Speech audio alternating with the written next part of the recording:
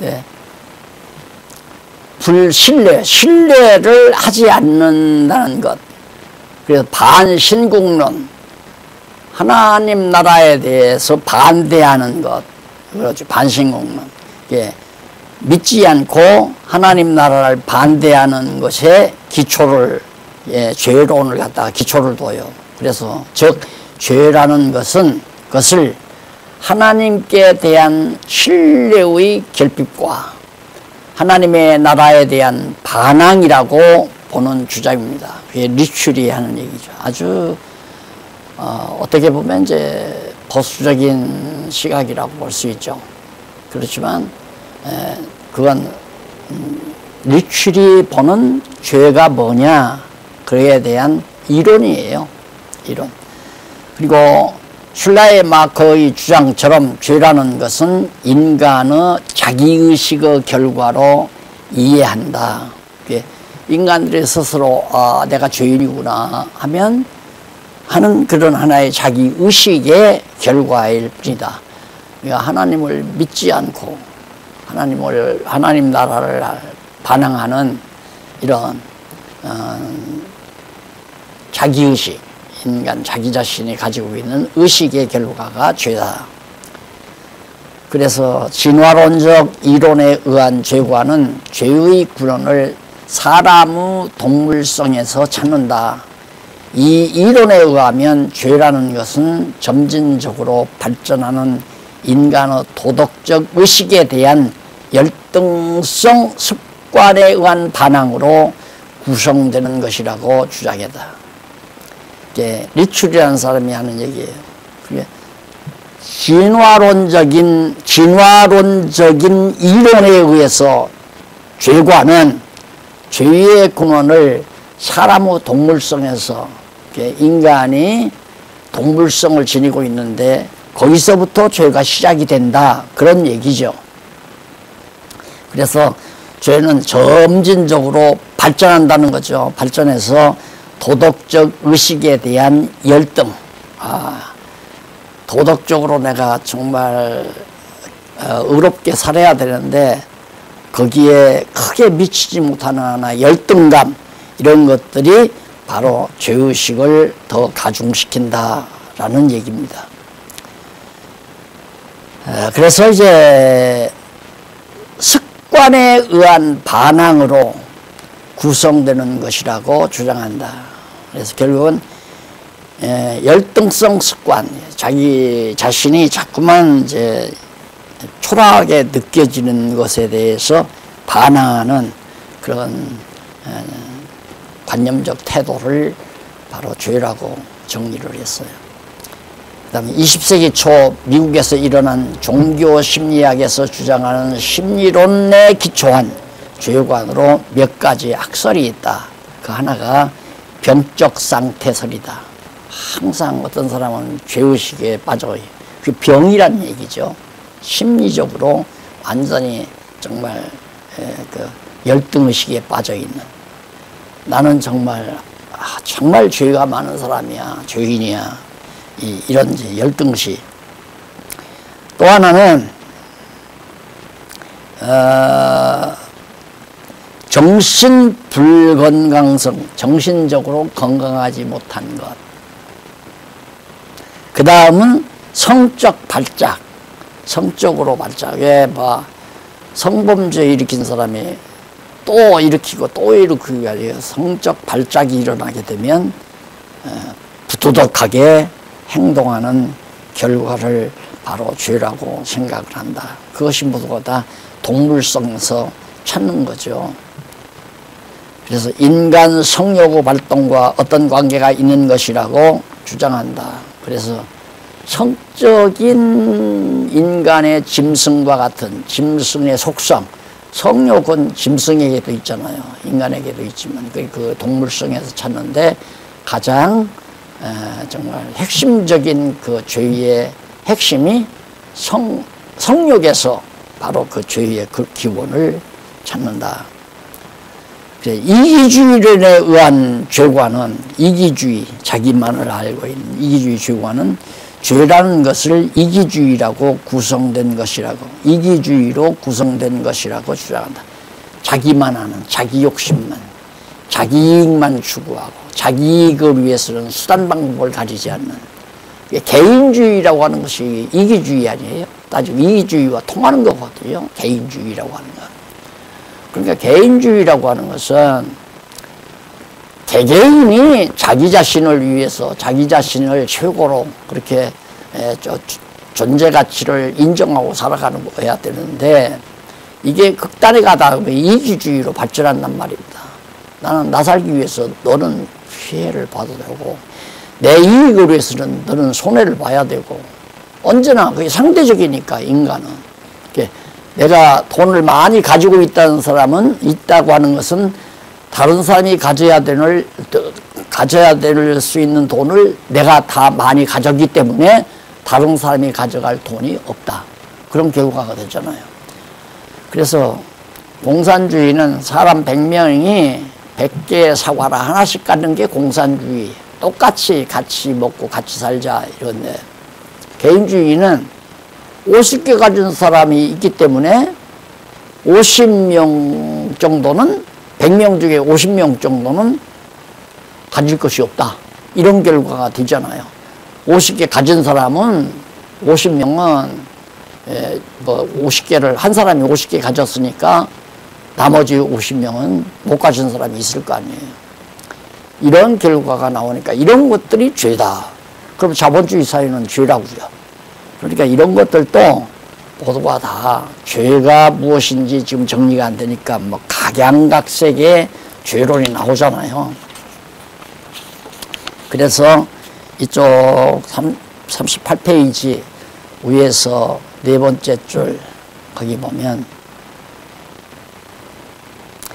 그와 대조적으로 무엇이 당연히 있지 않아야 하는 것이라고 느끼게 되는 것을 말한다. 이런 것은 있어서는 안 돼. 그러니까 남의 것을 탈취해야 하는 것은 있으면 안 돼. 이게 죄다 이거죠. 그러니까 저래서는 안 돼. 남을 때려서 상처내게 하는 건 안 돼. 남의 것을 도둑질하는 건 안 돼. 남에게 예리한 무기를 가하는 것은 안 돼. 이런 것들이 다 죄라고 그렇게 생각을 한다. 그러면 이게 이제 철학자들인데, 철학자가 신학자고 신학자가 철학자고 그래요. 그러나 뭐 신학자라고 주장하니까 죄관에 대한 신학자들의 주장은 크게 펠라기우스 신학이 있어요. 펠라기우스라는 사람이 이제 신학자인데 그 신학을 추종하는 자를 펠라기우스파 신학자들이라고 그렇게 말할 수 있습니다. 그들의 죄관은 철학적 기아래와 아주 흡사한 것으로서 죄의 기초를 사람의 자연적 재능에 둔다. 죄의 기초를 인간 안에서 그 기초를 찾게 된다 이거죠. 그러니까 죄라고 하는 것이 어떤 객관적인 실체로 보는 거죠. 그러다 보니까 죄는 어디 인간 내부에 있다. 재능 속에 다 담겨져 있다 하는 얘기예요. 내가 당연히 할 것은 내가 능히 한다. 내가 당연히 할 것은 내가 능히 한다라는 격언에 이 죄관의 전 체계가 담겨져 있다. 4세기 영국의 신학자 펠라기우스는 하나님께서 사람에게 선한 일을 행할 것을 명령하셨으니 사람은 필연적으로 그것을 행할 재능을 가졌을 것이라고 한다. 하나님이 선악을 알게 하는 과일을 따먹지 말라 했으면 선악을 알게 하는 과일을 따먹든가 안 따먹든가 이런 능력이 인간에게 있다. 내가 따먹을 수도 있고 안 따먹을 수도 있다. 그 자유의지가 있다는 얘기죠. 펠라기우스가 하는 얘기입니다. 그러니까 다 비슷한 거예요. 죄관이라는 게. 그런가 하면 그 밑에서 네 번째 줄 조금 더 있고 기왕. 그런데 그 재능의 척도는 책임이라고 한다. 나는 정말 선악을 알게 하는 과일을 안 따먹어야 된다라고 하는 책임감을 내가 가지고 있다. 책임이라고 한다. 그리고 그는 도덕이나 거룩한 생활의 원칙을 말할 때에 인생의 능력을 확인하여 그 성취할 수 있는 바를 지시하는 것을 제1의 의로 삼는다. 그러니까 안 따먹으려고 내가 안 따먹어야 되겠다라고 하고 안 따먹는 그것이 바로 의다. 따먹으면 죄가 되는 거고. 왜냐하면 사람의 마음은 고유한 힘을 인식하지 않고 어떤 하나님의 힘을 인식하지 않고 또 이 힘을 소유하고 있다고 믿지 않으면 임으로 방종하게 되며 덕을 신속하게 실천할 수 없기 때문이다. 그러니까 인간에게 어떤 그런 정말 선을 행할 능력, 힘, 자유지 능력이 없다면은 방종하게 된다. 마음대로 제멋대로 살게 된다. 그렇기 때문에 반드시 인간은 책임의식을 가지고 정말 하지 말아야 될 일을 안 해야 되겠다고 하는 도덕적 의식을 강하게 작용할 수 있는 존재다. 그걸 못할 때는 그것이 죄다는 얘기죠.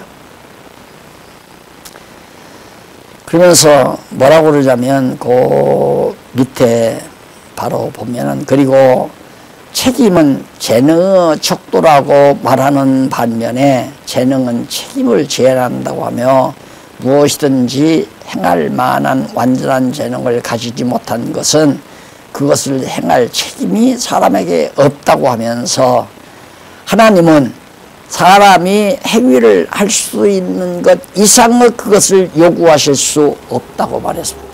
하나님이 할 수 없는 일을 하라고 했겠느냐. 할 수 없는 일을 하라고 하는 건 하나님 잘못이다 이거죠. 쉽게 말하면.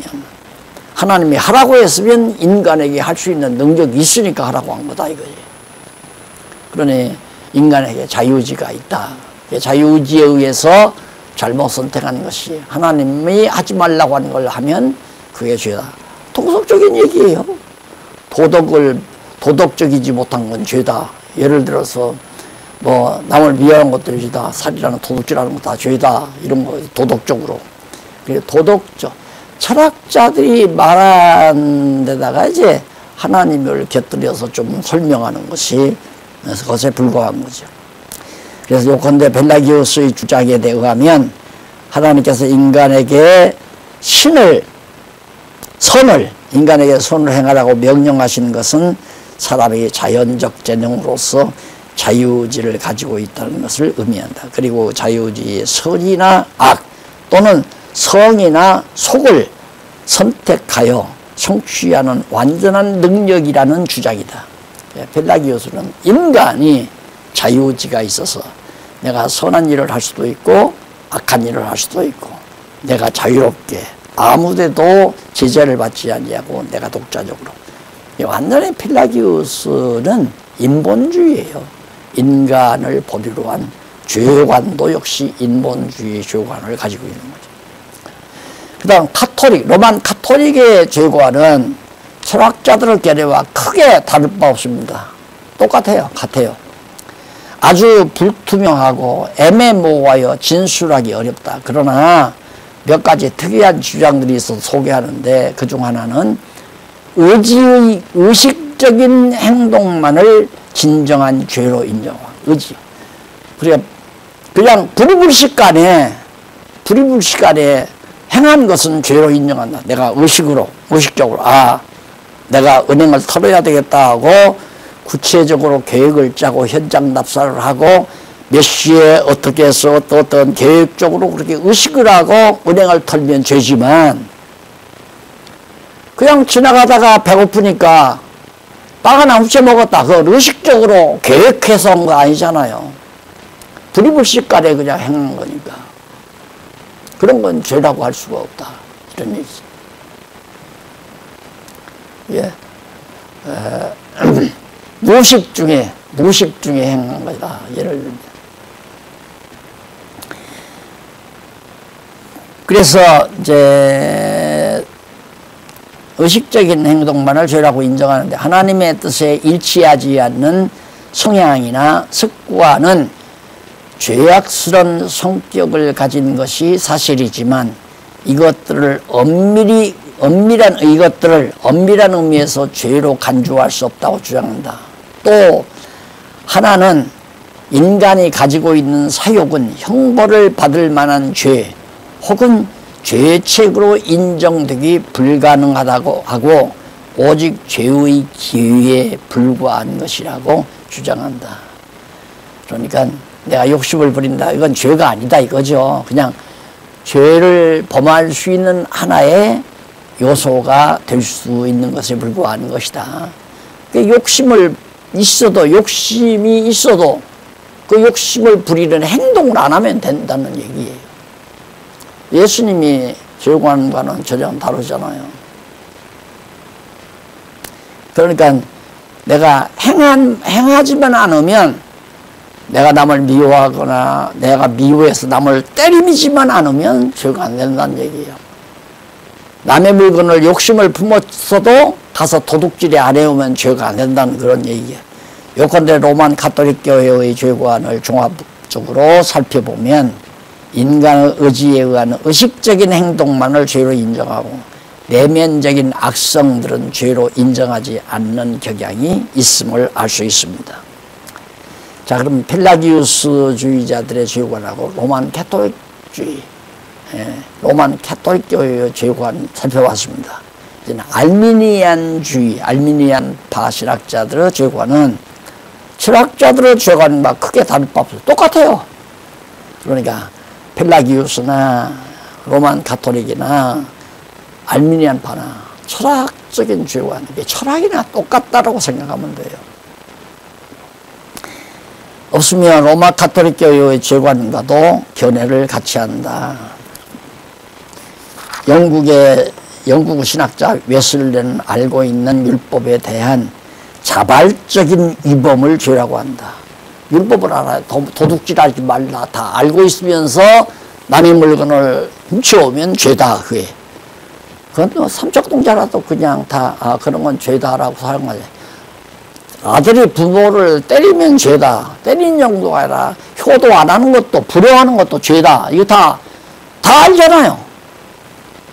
부모에게 효도하라는 거 알면서도 불효했다. 그거 죄죠. 이거 똑같은 얘기예요.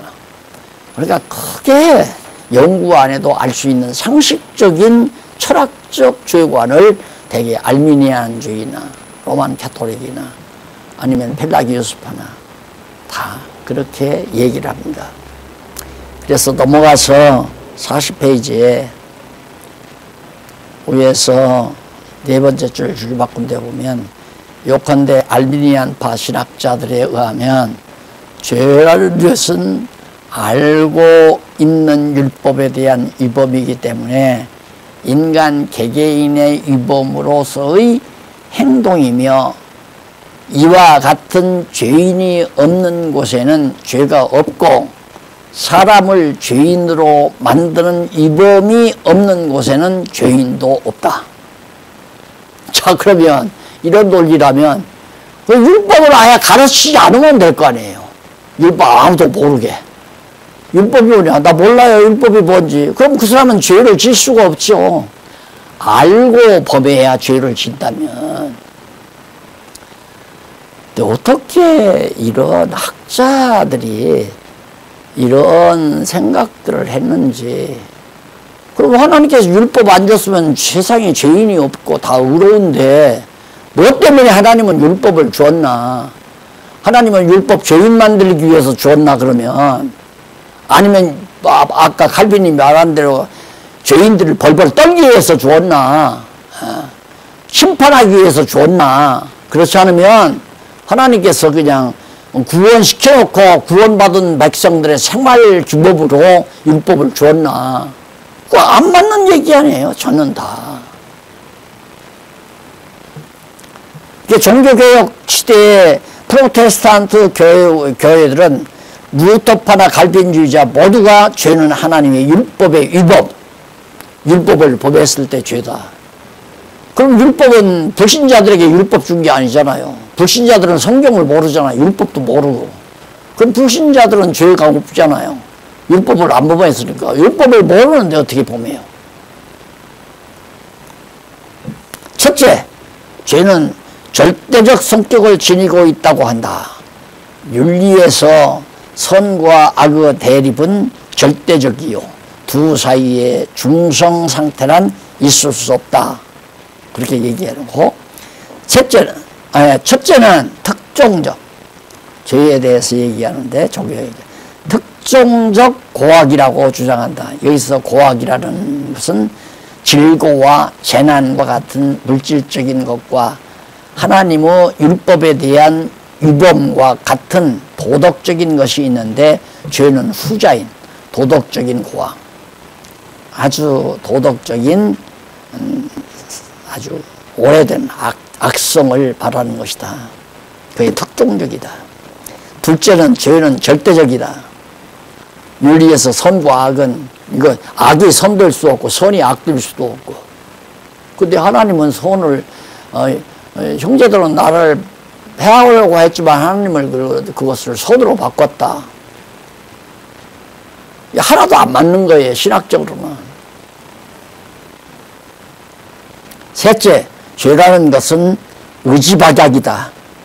감성과 감각성과 이완성 또는 무지와 같은 결핍을 본질로 한 것이 아니라 살아계신 하나님에 대한 반항하는 적극적인 행동, 곧 하나님의 영역을 침범하여 반역하는 사은행, 생각이나 말이나 행동 전체라고 말한다. 저는 감성, 유한성 또는 무지와 같은 결핍을 본질로 하는 거예요.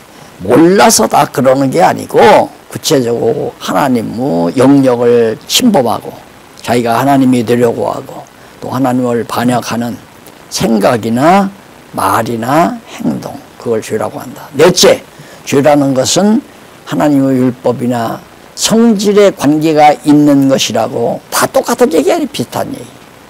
다섯째, 밑에 나오죠.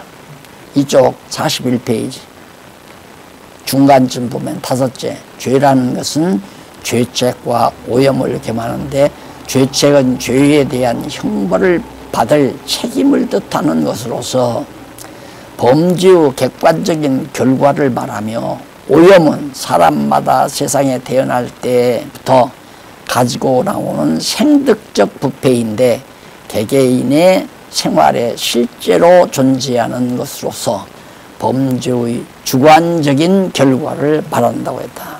뭐 어려운 얘기 같지만 다 똑같은 얘기, 다 뭐 어려운 건 아니에요. 죄책은 내가 죄를 범하면 양심이 작용해서 정말 두려워하고 죄에 대한 책임, 그러니까 잘못하고 얻어맞는 데는 말을 못하잖아요. 자기가 잘못해서 얻어 터지니까. 내가 선배 안 넣는 줄 알고 욕을 했어요. 선배가 그걸 듣고는 와서 한번 귓밤을 때렸단 말입니다. 꼼짝 못하고 가만히 있잖아요. 예. 자기가 죄책을 느끼니까 그런 거거든요. 오염은 뭐냐? 그냥 나면서부터 우리에게는 그런 부패성이 있다는 거죠. 염증이 있다는 거예요. 악성 염증이 있는 것처럼 그런 죄성을 가지고 나왔기 때문에 그것이 생활에서, 내 생활 속에서 직접 드러나는 것. 남의 물건을 훔친다거나 남을 미워한다거나 이게 다 드러나는 거 아니에요. 속에 있는 오염이 밖으로 나타나는 거다 이 말이에요. 여섯째, 죄라는 것은 인간의 마음이나 혹은 영혼의 중심기관인 심성에 자리하고 있기 때문에 죄가 인간의 행동만으로 구성되는 것이 아니라 악한 습관과 영혼의 악한 상태로도 구성되는 것이다. 이런 것들이 정말 하나하나 정리가 안 되니까 이렇게 설명이 길어지고, 죄라는 것은 마음이나 혹은 영혼의 중심기관에 이렇게 기관인 마음의 심정에 자리하고 있기 때문에 행동만이 아니라 그 행동을 하게 만드는 마음의 심성이 다 복합적으로 합쳐져서 죄가 된다, 그런 얘기예요. 결론적으로 개혁파 신학은 죄에 대하여 정의하기를 죄의 성질은 사람 행동, 성향 혹은 그 상태가 신적 율법과 부조함이 바로 죄다. 간단한 거 아니에요. 율법법한 게 죄다 이 말이에요. 율법법한 것이 죄다. 그러면 율법은 모세 이전에 왔는데 모세 이전에 율법이 없었잖아요. 모세 이전에. 그럼 모세 이전에는 죄가 없었겠네요. 이런 것들이 전부 다 문제가 되는 거죠. 그러니 이게 정말 죄라고 하는 이것도 얼마나 그래 죄와 율법과 아주密接한 관계가 있잖아. 그럼 율법이 있어야 죄가 되니까. 개혁파 신학의 핵심 내용이 그거예요. 율법을 범하는 것이 죄다. 율법 없을 때는 죄가 죄 아니잖아요. 죄가 될 수가 없잖아요. 자, 그것도 문제로구나. 여기 오늘 공부는 문제가 뭔지를 찾기 위해서 지금 서론적으로 공부하는 거니까 해답은 이제 본론에 들어가면 해답이 다 나와요. 해답은 본론에서 하고 서론에서는 문제를 제기하고. 자, 은혜에 대한 통속적 개념이에요. 대부분 은혜하면 누구나 나 은혜를 받았어 이런 사람도 있고 나는 친구의 은혜를 입었어. 아버지의 은혜가 고마워요. 부모님의 은혜 하늘보다 높고 바다보다 넓다 뭐 이러면서 노래도 부르고 있잖아요. 그 은혜를 모르는 사람이 없죠. 그래서 통속적인 개념이 뭔가 그렇게 통속적으로 누구나가 은혜를 알고 있는 그 은혜가 뭔가에 대해서 살펴보는데 신학적으로도 그게 은혜라고 한다면 그게 뭐가 문제가 되는가 그 문제를 밝혀내는 겁니다. 기독교 신학에서 은혜에 대한 교리는 2000년 교회사와 함께 시대마다 견해를 날리하는 한 통속적인 주장들을 펼쳐왔다. 주로 4세기, 5세기 이전의 교부 시대에는 펠라기우스의 어거스틴, 펠라기우스와 어거스틴, 펠라기우스는 인본주의 신학자라고 그랬죠. 어거스틴은 가톨릭 중세 신학의 교부라고 할 수 있어요. 어거스틴의 주장이 주류를 이루고 종교개혁 이전 중세 시대에는 스콜라주의, 로만 캐톨릭주의죠. 주장이 주류를 이루었고 종교개혁 시대에는 개혁 초기와 후기로 나누어 주장을 달리하는 칼빈과 알미니우스의 대표적인 이론이 주류를 이루었다. 이들 대부분의 은혜 교리는 그리스도의 속죄나 구원과 관련하여 주장되는 통속적인 이론들이다. 그러니까 보통 교회에서 은혜 받았다 그러면 구원과 관련 신학적으로는 하나님께서 구원해 주었다. 은혜로 구원해 주었다. 이런데 이제 대개 신앙적으로 이렇게 이해를 하죠. 은혜를 입었다고 하는 건 대가 없는 걸 말하잖아요. 그러니까 엄밀히 말하면 구원도 은혜라고 한다면 아무 대가가 없어야 되거든요. 내가 돈을 주고 은혜를 얻었다. 내가 어떻게 하니까 예를 들면 내가 하루 가서 아침 9시부터 저녁 오후 6시까지 근무를 했더니 일당 10만 원을 주더라. 그럼 10만 원이 은혜가 아니잖아요. 내가 9시부터 오후 6시까지 근무한 일의 대가죠. 품삯이죠. 일당 품삯이란 말입니다. 그 은혜가 아니죠. 그러니까 하나님께서 나를 은혜로 구원 얻었다면 아무런 조건 없이 그냥 구원을 줘야 돼요. 그런데 거기에 많은 이론이 따르잖아요. 그래서 은혜라는 말이 제대로 정리가 되지 않는다. 그러면 우선 펠라기우스는 은혜교리에 그 중간 나오죠. 중간. 세 번째 문단에 나와요. 펠라기우스는 은혜교리에 대해서 인간이 악에서 선으로 돌이키는 것은 하나님의 은혜에 의해서가 아니라고 주장한다. 인간이 악한 일에서 선한 일로 돌이키는 건 인간이 해야 된다. 그 인본주의 신학이에요. 인간을 보기 위해서 거기서부터. 그건 돌이키는 것은 하나님의 은혜에 의해서가 아니라고 주장한다. 그러면서 하나님의 은혜의 사역이 인간 생활에 유익을 주며 악을 극복하는 데 도움을 주는 것만은 사실이라고 한다. 그러나 그가 말하는 은혜는 내면에서 역사하시는 신적 능력, 곧 성령의 역사로 인간의 의지를 바꾸어 선을 행할 수 있도록 하는 것이 아니라 인간의 이성적 성질이라든가 성경에 나타난 하나님의 계시 또는 예수 그리스도의 모범과 같은 외적인 은사와 자연적 은혜로 구성되어 있는 것들을 의미한다. 곧 하나님의 특별 은혜가 아닌 일반 은혜에 속한 것을 의미하는 것이다. 펠라기우스는 은혜를 어떻게 말을 하냐면 하나님께서 나로 하여금 악한 길에서 선한 길로 돌아오도록 나를 성령의 능력으로 인도해가는 그걸 말하는 건 아니에요. 그건 인간이 해야 되니까. 그러면 은혜란 뭐냐? 하나님께서 햇빛을 주시고 공기를 주시고 나무가 자라서 열매를 맺고 곡식이 자라서 결실을 하고 그래서 살아갈 수 있는 환경을 주시고 이런 게 다 일반 은혜에 속한 건데 그걸 은혜라고 한다. 펠라기우스. 그러니까 특별 은혜는 인간의 의지로 이루어가는 거고 일반 은혜는 하나님이 주시는 거다. 지구가 돌지 않고 가만히 있으면 어떻게 하겠어요? 공기가 없다면 어떻게, 비가 안 오면 어떻게 하겠어요? 이게 다 하나님의 은혜다. 거저주시는 은혜다.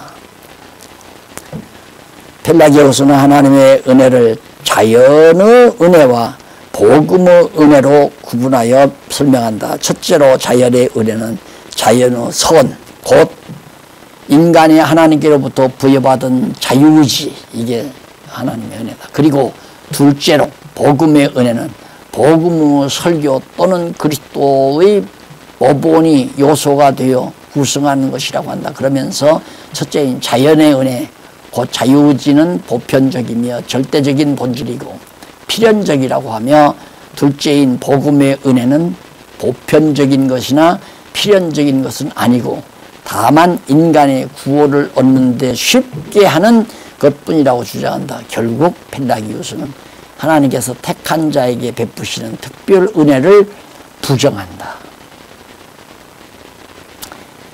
어거스틴은 은혜 교리에 대해서 뭐라고 그러냐면 인간은 하나님의 신적 은혜의 사역에 의해서만 의지의 갱신이 이루어진다고 하여 불강력적 은혜라는 말을 사용했다.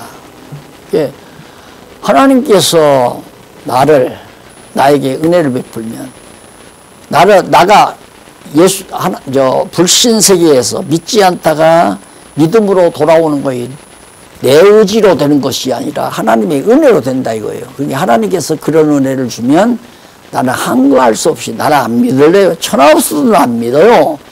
이렇게 할 수 없다는 거예요. 맞는 얘기 아니에요? 이건 맞아요. 여기까지는. 그런데 문제는 이제 다른 문제가 해결이 안 되는 거예요.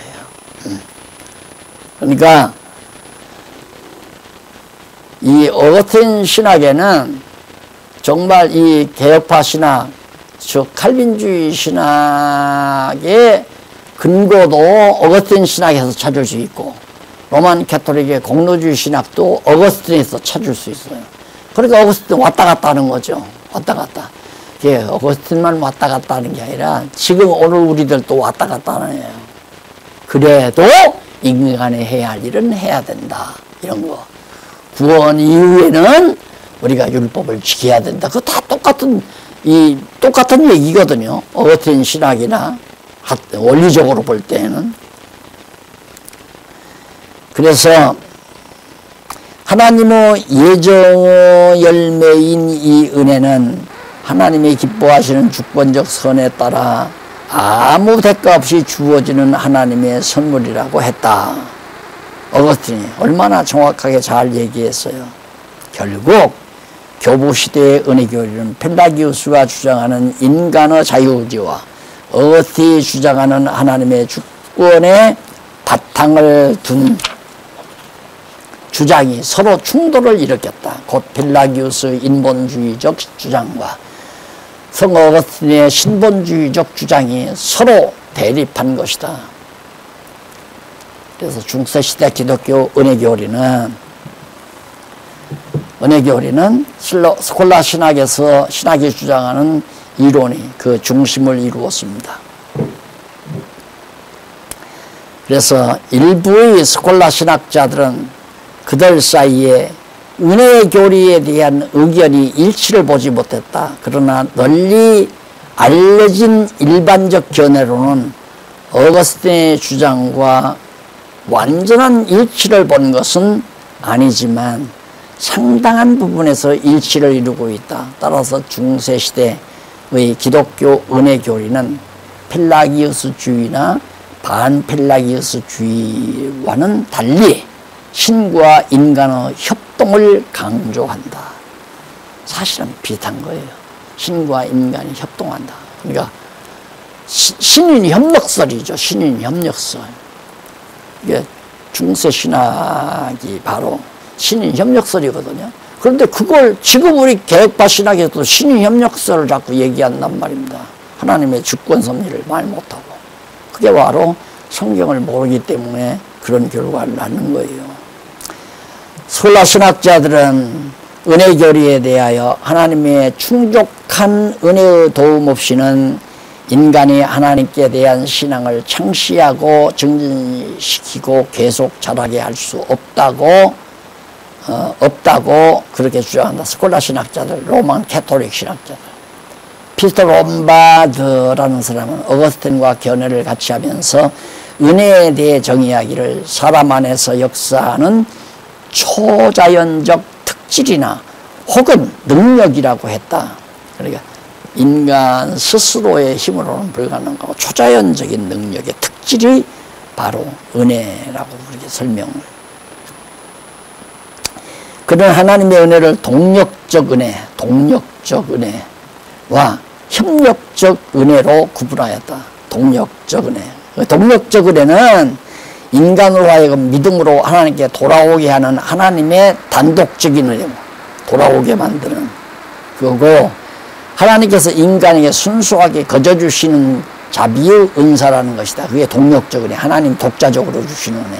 그리고 협력적 은혜는 하나님께서 인간의 의지와 협력하여 원하는 결과를 맺게 하는 신남력적 은혜로서 인간 의지의 적극적인 찬동과 협력에 좌우되는 것이다. 그러니까 하나님 앞에 돌아와서 믿게 하는 건 동력적 은혜로 하나님의 전적인 은혜로 하는 거지만, 믿음의 결실을 맺어가는 것은 합력적 은혜로 된다. 인간의 의지와 하나님의 주권이 합력해서 이루어가는 거다. 그게 다 이게 정리가 안 되니까 이렇게 자꾸 복잡해요.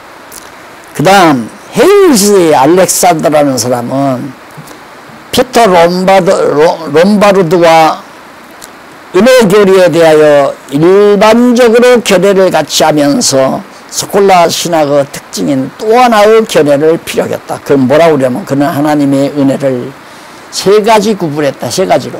첫째는 무상으로 주시는 은혜고, 둘째는 무상으로 주시는 은혜, 그 다음 무상으로 주신 은혜, 셋째는 은혜롭게 하는 은혜. 그러니까 과거에 이게 지금 현재 아무 대가 없이 주시는 은혜, 그 다음 무상으로 이미 주어진 은혜, 과거에 주었던 은혜, 셋째는 은혜롭게 하는 은혜, 계속해서 은혜롭도록 만들어가는 앞으로 그런 은혜로. 그게 첫째로 무상으로 주시는 은혜는 하나님께서 전적으로 거저주시는 은혜를 말한다. 과거에 준 것. 그리고 둘째로 무상으로 주신 은혜는, 주시는 은혜는 하나님께서 이미 인간에게 베풀어 주신 모든 실제적인 은혜와 덕을 말한다. 그러니까 주신 은혜와 주시는 은혜는 하나님의 독자로 다 하신다. 그리고 셋째로 은혜롭게 하는 은혜는 인간이 하나님을 기쁘시게 하는 영원한 특질로서 은혜를 말한다.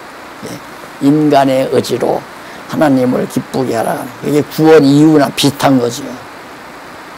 인간들의 사고가 그 이상을 뛰어넘지를 못해요. 그러니까 성경을 모르면 이런 얘기밖에 할 수가 없단 말입니다. 이게 토마스 아퀴나스 신학자죠. 중세 신학자.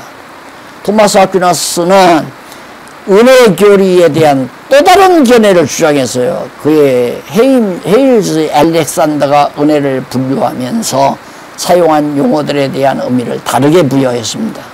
글자만 바꿔가지고.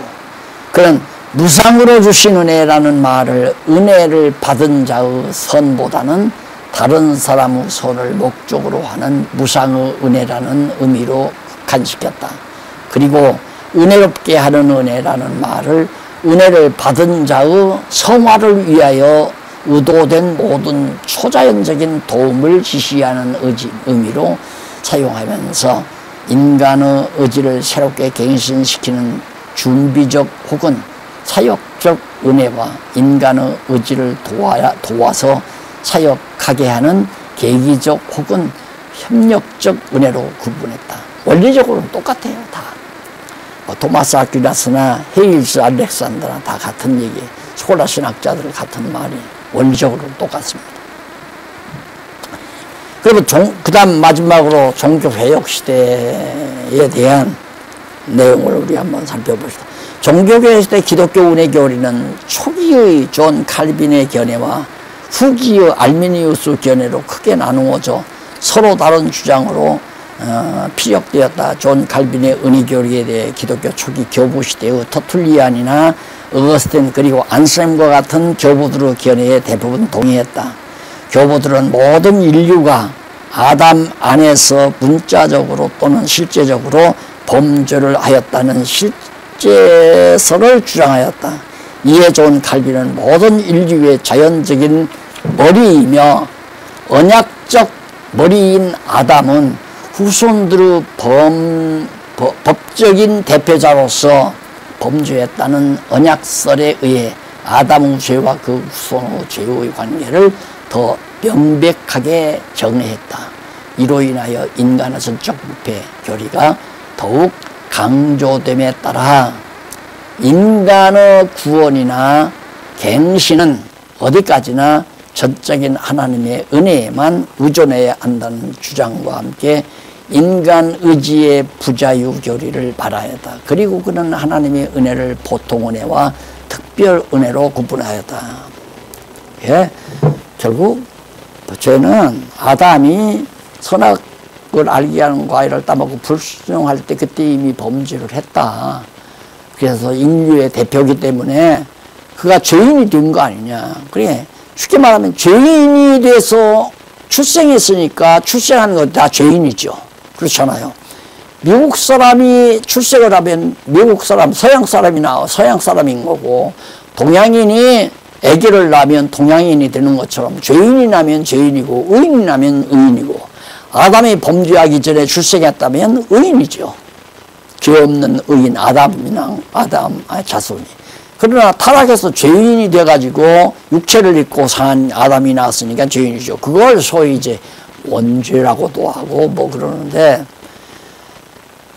성경에 보면 애비의 죄가 아들에게 전가되지 않는다는 말씀도 있잖아요. 그런데 틀리는 거고, 또 그리고 어떻게 과일 하나 따먹은 죄가 아들 대대손손 전 인류에게 몇십 대 손이 지나기까지 이렇게 수천 년 지나오는 데까지 인류 역사상 계속해서 인간이 다 죄인으로 나야 되느냐, 이런 이제 의문들을 자꾸 제기하는 거예요.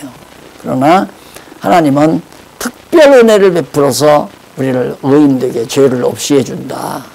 그래서 그건 특별한 은혜고, 그다음 태양, 물, 공기, 모든 자연 만물, 삶의 터전, 우리의 육신의 건강, 이런 것들은 다 보통 은혜다. 이렇게 나누어서 얘기를 하는 거죠. 그래서 하나님의 은혜는 불가항력적이다. 전적으로 타락했기 때문에 불가항력적이다. 그래서 칼빈의 5대 교리를 보면 첫째가 전적 타락, 두 번째가 불가항력이에요. 그러니까 타락한 자에게 은혜를 베풀었다, 그 말이죠.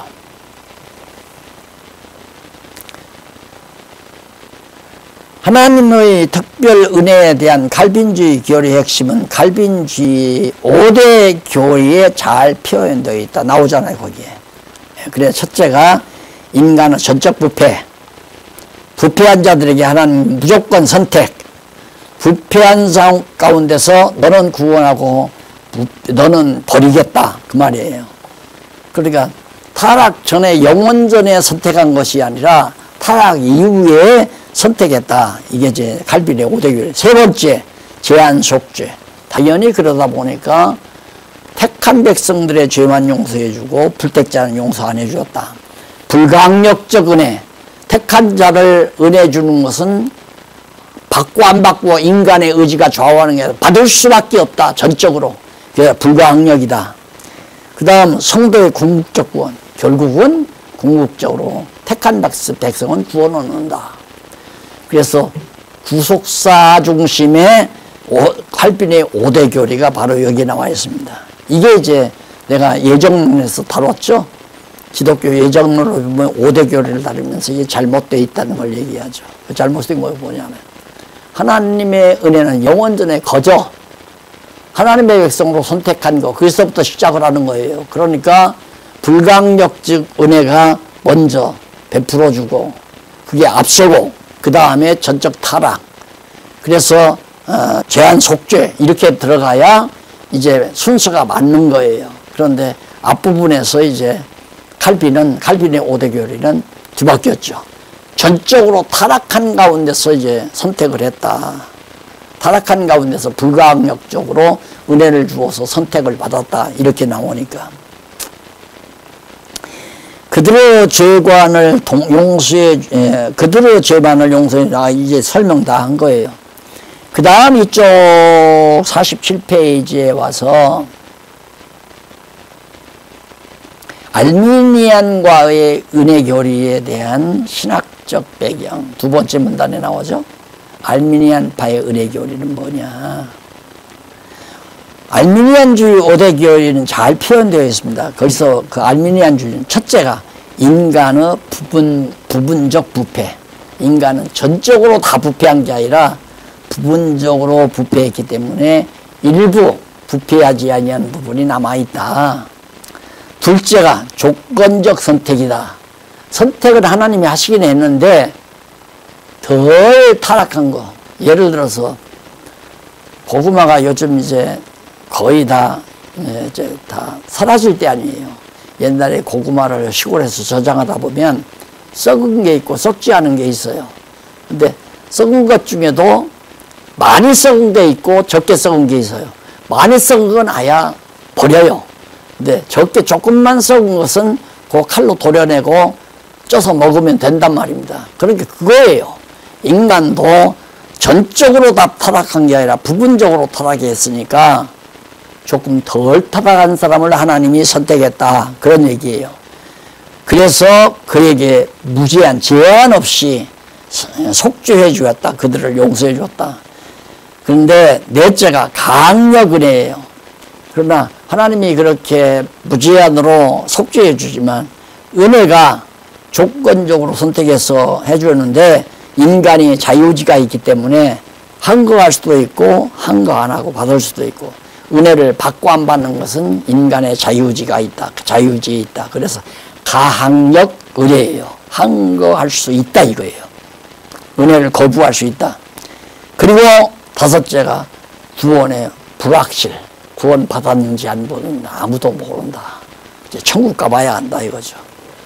장로교도 그러잖아요. 장로교라고 하는 칼빈주의자들도 천국 가봐야 한다고. 예정론을 잘 믿지 않죠. 자, 그리고 이제 알미니안주의자들이 하는 얘기인데 거기에 하나님께서 인간에게 인간 스스로의 부패성을 제압할 뿐만 아니라 중생할 수 있도록 하나님의 의지와 협력할 수 있는 은혜를 충분히 주셨다고 주장한다. 인간의 의지와 하나님의 은혜가 합쳐져서 결국은 하나님의 은혜를 받아야 한다. 그래서 충족 은혜의 이론은 하나님께서 베풀어 주신 은혜를 인간이 받거나 또는 받지 아니하거나 하는 책임을 인간에게 돌리는 인간 책임의 교리를 옹호하는 이론이다. 결국 은혜 못 받은 건 인간 네 책임이다 이거예요. 아마 대부분 모든 성도들이 그렇게 알고 있죠. 아, 내가 하나님의 은혜를 받지 못한 것은 내가 하나님 앞에 잘못해서 그런다. 내 책임이다. 이렇게 생각을 하는 거예요. 그 인본주의 신학이죠. 자, 이렇게 해서 우리는 이제 결론 잠깐 살펴보고 끝내십시다. 48페이지 그 두 번째 문제 앞에서 기독교 신학의 은혜 교리에 대한 견해들을 역사적인 순서에 따라 차례로 대략 열거해 왔다. 이러한 견해들은 대부분 크게 달라지거나 보완되지 않은 채 현대 교회 안에 그대로 전해지고 있는 실정이다. 살펴본 대로 교회 역사상 은혜 교리에 대한 다양한 이론들은 신학의 깊이를 알지 못하는 일반 성도들이 아무런 비판 없이 무조건 받아들이는 경향을 보여온 것이 사실이다. 그 결과 일반 성도들은 교사들이 구체적인 이론 체계도 없이 받아야 한다는 말만 듣고 막연한 은혜만을 추구해왔다. 그리고 교사들이 은혜를 받아야 한다고 강조해온 나머지 대부분의 일반 성도들은 은혜 아닌 은혜를 받으려는 열심으로 마음이 불어 있는 것이다. 과연 현대교회 대부분의 성도들이 받으려고 노력하는 그 막연한 은혜가 참으로 기독교 교리가 말하는 은혜이며 하나님의 말씀인 성경이 계시하는 진정한 은혜인가? 아니다 이거죠. 잘못된 것이다. 지금까지 본서 내용에서 취급하는 율법이나 죄 그리고 은혜라는 주제들에 대하여 우리가 다 일반적으로 어떻게 알고 있는가 살펴보았습니다. 잘못 알고 있죠? 다 잘못 알고 있는 거예요. 자, 그 결과 각양각색의 교리적 투쟁이 혼재 있는 현대 속에 이런 속에서 우리 성도들이 얼마나 피곤하겠나.